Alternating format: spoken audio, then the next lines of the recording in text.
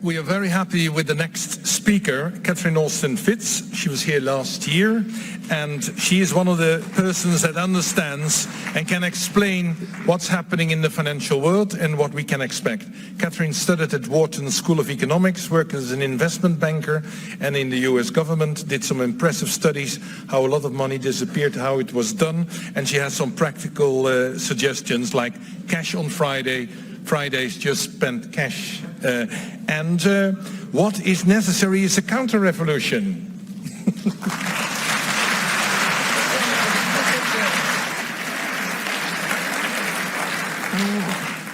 Thank you. So I see many wonderful friends in the audience, and I have to start off with thank yous. Jan, first of all, thank you for this wonderful conference, because last year was so great we said we've got to come back.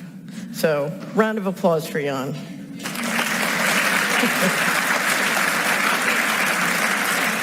And I want to thank you for the opportunity to live in this beautiful country, and one that has so much wonderful new media. So one of the people who first plugged me in was Sander. So round of applause, Sander, for you and for Annika. I've been studying with Professor von Wolfram, and it's an amazing experience, and you can see a lot of it on YouTube, but I also want to thank him as well for a wonderful speech today. Another round of applause. Where are you? Where are you, Carl? He's in the back. Okay. And finally, I have to thank my partner, Robert Dupper from Solari Report, who made it possible for me to start a company here and live in the Netherlands. So Robert, he's on the... Okay, so with that, I want us to go into the invention room. I just want you to use your imagination. And let's pretend you live in a big house, and next to you, you have a neighbor. And your neighbor also lives in a big house next to you. You both have a house, you both have a car, you both have a family. So one day we say, okay, we're going to change the rules. You have to earn your money, but your neighbor can just print their money off of their computer. And when you want to finance your house, you have to take out a mortgage at 2, 3, 4, 5%, but your neighbor can take out a mortgage at 0.001%. Okay? And let's say you break a rule. You speed in the car, you drink while you're driving, you get fined or you have to go to prison. But when your neighbor does it, they don't have to go to prison. They don't have to get fined. Now let's go forward for another 50 years. How wealthy is your neighbor going to be and how wealthy are you going to be? Okay? So this is very simple, and what I want to do today is look behind the walls of secrecy at some of the privileges that we're dealing with, because behind our sovereign governments, 190 plus sovereign governments around the world, there is a power that is not playing by the same rules we are. And we're recognizing their privileges, we're affording their privileges, and this is something we need to deal with. So I want to talk a little bit about the secret sauce behind central banks, the use of sovereign immunities, and secrecy to engineer a global coup. Since the mid-90s, we've been in a serious financial coup around the world, and we're all feeling the pain of it. So let's just dive in. Everybody know who I mean by the Bank of International Settlements? Okay, the Bank of International Settlements is the central bank of the central banks, and we're going to talk a little bit about who they are and what they do. First, I want to give you a sense of where they're going with their sovereign immunities and powers of secrecy and other things. To play the video I just punched, okay? 56 seconds, best explanation I've ever seen of what's coming or what they're going to try and do. But here's the other thing. This 56 seconds is something I swore I would never see in my life, and that is a central banker being honest.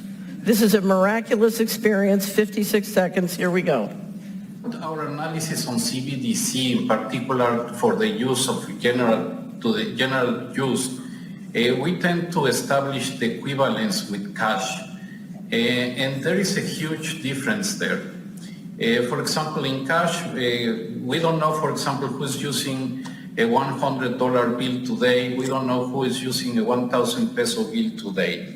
A key difference with the CBDC is that central bank will have absolute control on the rules and regulations that will determine the use of that expression of central bank liability. And also we will have the technology to enforce that. Those two issues are extremely important, and that makes a huge difference with respect to what cash is.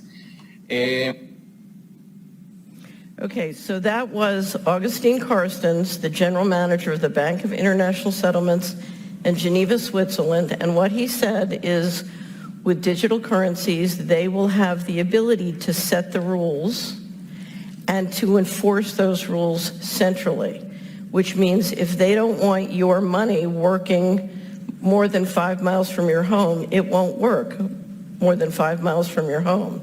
It means if they decide to raise the taxes, they just take it from your account. Okay, so they set the rules, they see everything, and they can enforce centrally. Now, I'm going to show another video. This is Richard Werner, arguably the top academic scholar in the world on central banking, in Malmo, Sweden this May, describing his conversation with the European central banker. It's about 2.5 minutes. Let's dive in. It's possible that even if you have to have CBDC in some form, that you're not destroying the banking system. If you do it the way China is doing it, now you have to remember China only recently introduced their banking system, and it seems they were not willing to already give it up. They have already CBDC. It's still a pilot project, but it's introduced, among millions of people already. But it was introduced on purpose in such a way that it would not harm the banking system, and therefore is a more truthful sort of update of the old paper money. But of course it still has the control aspect. So at least it's not killing the banking system. The way they do this is by requiring you to have a bank account in order to get CBDC. So it's not a direct account at the central bank. It's only through your bank that you can get it. You see how simple that is, and of course could be done over here, but they're not discussing it say the ECB is not discussing it, because you see their agenda is to get rid of banks. But this alternative exists. But then of course the key problem is this control aspect, which at the moment they haven't stepped up in China, but that can be introduced any time, and that of course is a concern. Also, they never talk about the nature of this CBDC. What is it actually going to look like? They never talk about that. But I heard one European central banker tell me what it's going to look like. He saw it. He was invited to one of the old central banks in Europe that are very much promoting this, and they showed him. And he's a top executive director of another central bank in Europe, and there's no reason to believe that he was telling me a story. And it was around this large and would be implanted under your skin. So that is the plan. Right. And of course that has other implications on top of what we've mentioned, on top of the control aspects, because that actually enters your body, in my view violates human dignity, and can be then used for even in terms of functionality beyond the monetary and economic transaction purposes. So highly dangerous, and definitely something we have to oppose. And so using cash is one of the things we can do to make sure that the hurdle will be higher for the central planners to introduce the CBDC. Lest you think that that's something far, far away, I just got an email from a subscriber in Australia who sent a video that included a review of a mailing that one of the large financial institutions in Australia had just sent to one of their customers, suggesting that they consider putting a chip in their hand. In Australia, in a Commonwealth country. That's extraordinary. Okay, so let's go back to the BIS. Who is the BIS? The BIS has, let me go through key facts and figures. The BIS has sovereign immunity, and I'm going to talk a little bit about how that sovereign immunity has evolved over the years and is now being used in extraordinary ways. It is governed by a self-perpetuating board. It has a group of shareholders who are its members, 63 monetary authorities and central banks around the world. So not every central bank is a member and shareholder of the BIS. It's still predominantly the Western world. Russia just got put on probation as a result of what's going on with the sanctions. So we have a self-perpetuating board, and now its powers are being extended by what's called innovation hubs that they're placing around the world, which are negotiating treaties that give them sovereign immunity in these different places to help augur in and bring in the CBDC. Under the equivalent of their charter, what they can do is they can transact gold, they can maintain deposits, securities account, data, and financial assets for their 63 members, as well as for, you ready for this? Other. Who's other? This is one of the unanswered questions in the global economy. But if you look at their balance sheet, they stipulate that they can create and maintain investment vehicles which are off balance sheet. So you have secret pots of money, and you have a global financial piping system that can go anywhere, do anything within that group of 63 members and other, completely behind secrecy. They have the right to encrypt and keep all of their data and documents secret. Okay, their sovereign powers began in 1930 when they were created ostensibly to handle the reparations of the Germans to the Allies. And then they were extended by something called the Brussels Protocol, which was an amendment to the Hague Convention.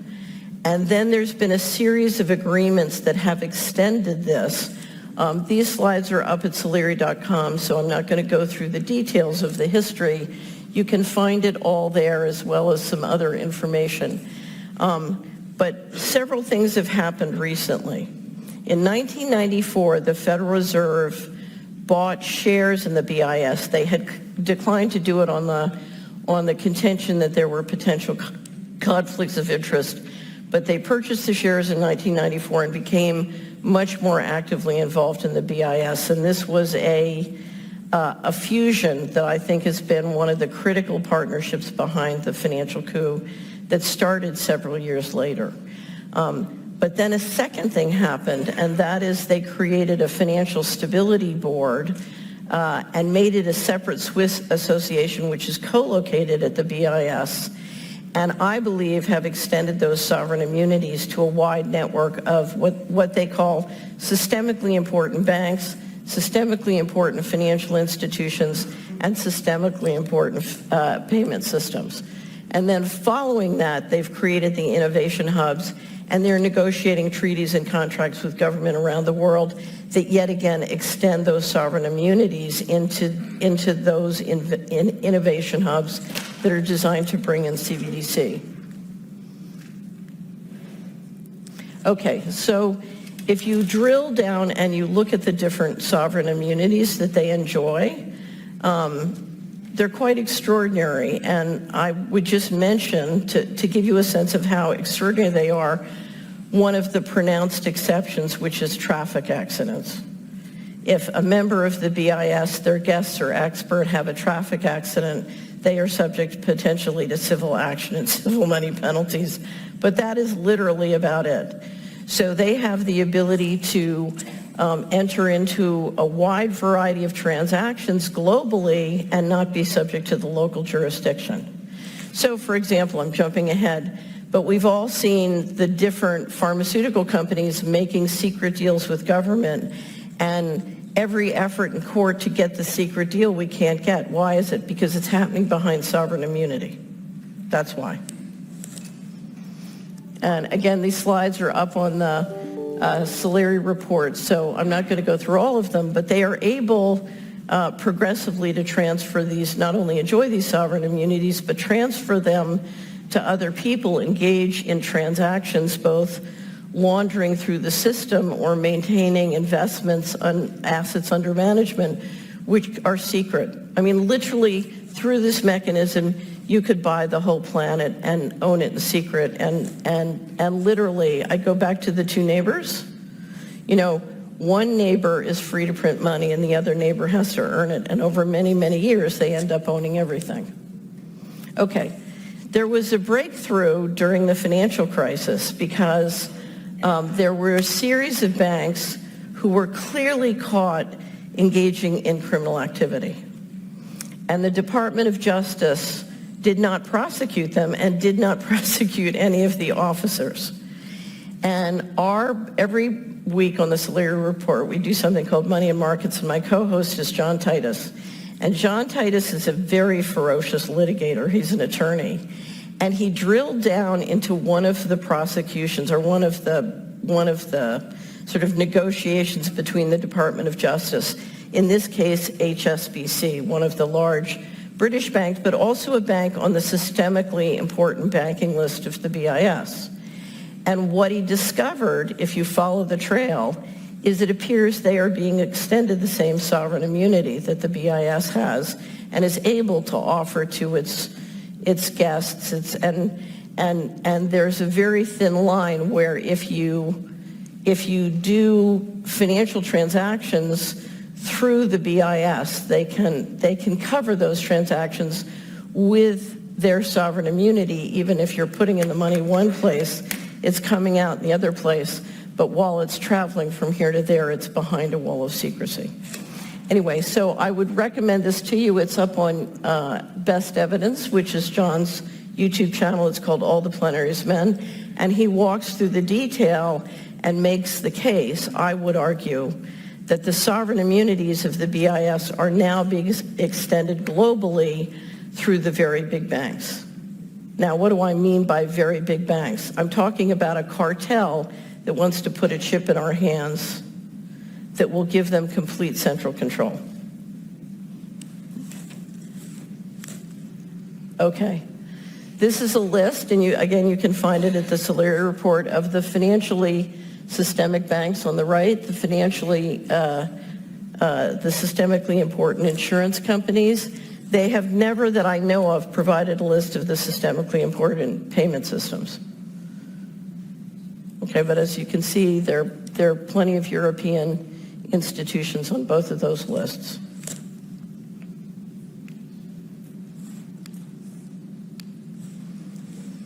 What am I doing wrong? Okay.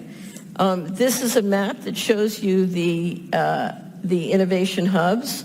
There is a strategic partner between the BIS and the Fed in New York. That's a very critical relationship for bringing in this system. And then the other locations are the innovation hubs, and those again are designed to help bring in the CBDC and coordinate globally.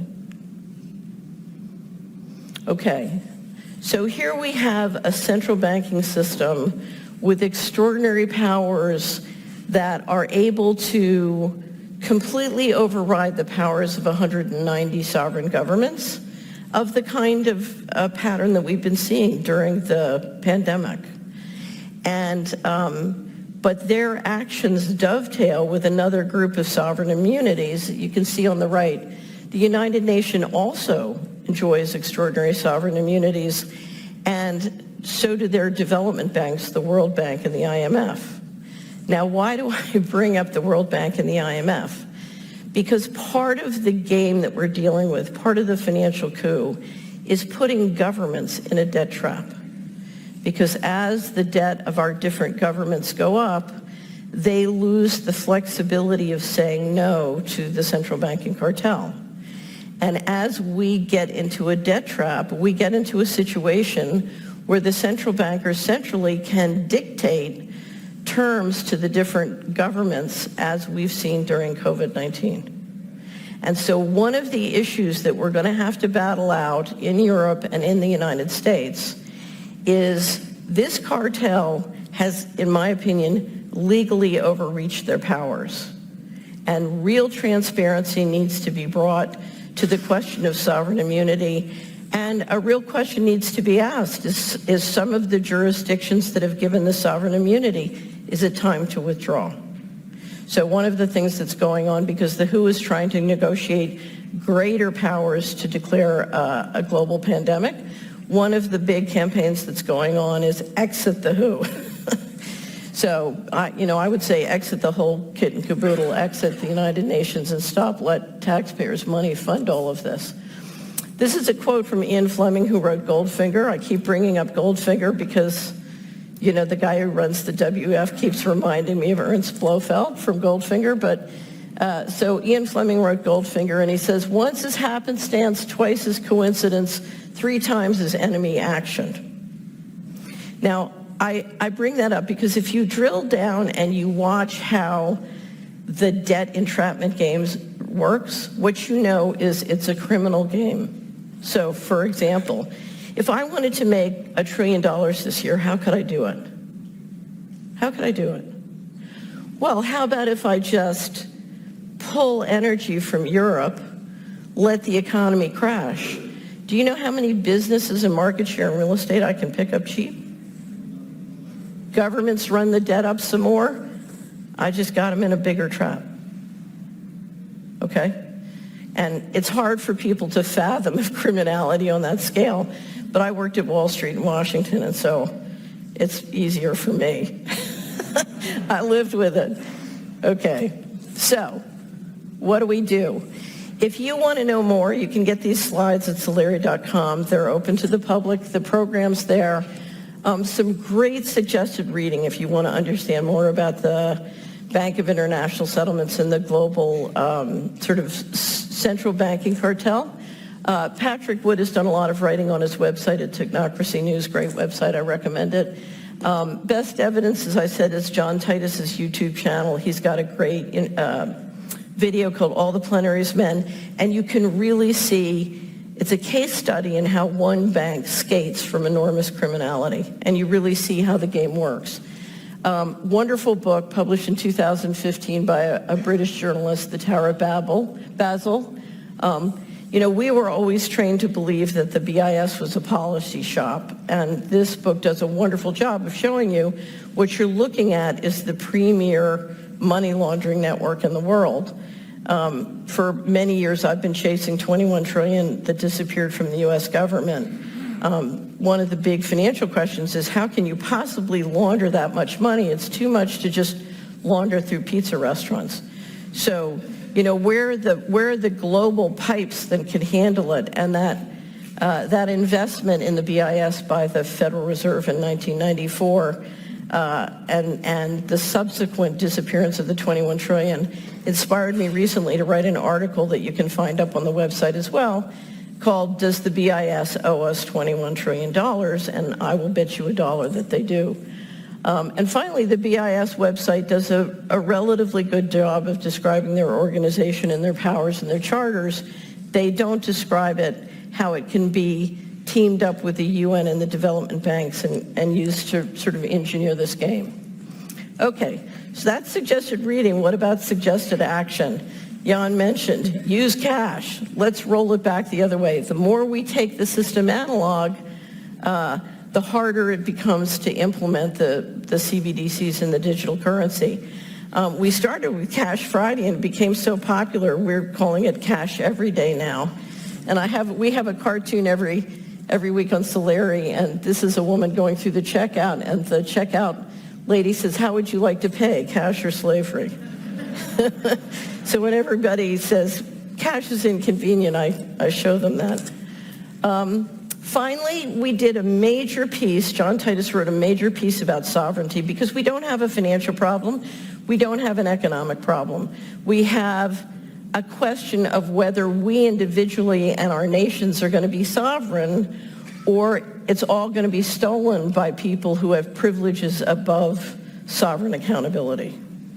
That's what this battle is about, and to help people understand the interaction between the law, which is, the rule of law, which is what is most important, and the central banking game, we published a big write-up that John did called Sovereignty, We brought many copies here today. They're complimentary and free. If you're interested in diving more into this topic, I would suggest they're going to be at the desk downstairs. So if you want a copy of our annual wrap-up, please avail yourself of that. It's a wonderful description of what I believe is the core issue before us, which is how do we maintain our individual sovereignty, and collectively, how do we help our nations maintain their sovereignty and literally take them back. Every country in the world right now is in the clutches of the central bankers, so we've got to take it back.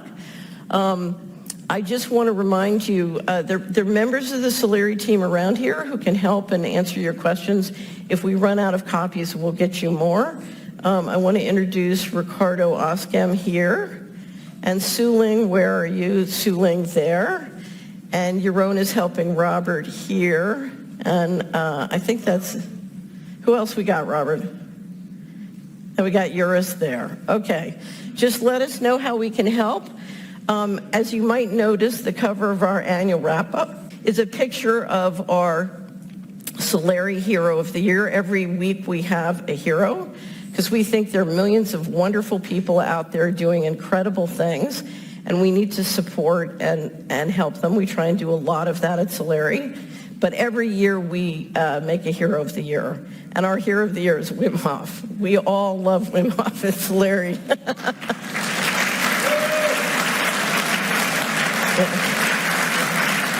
And I just want to quote, there's a quote on the wrap-up from Wim Hof, which is at the head of his website if you've ever been, and I just want to mention it to you because it's the message when you look at overwhelming powers like this that have operated in secrecy. It can feel overwhelming.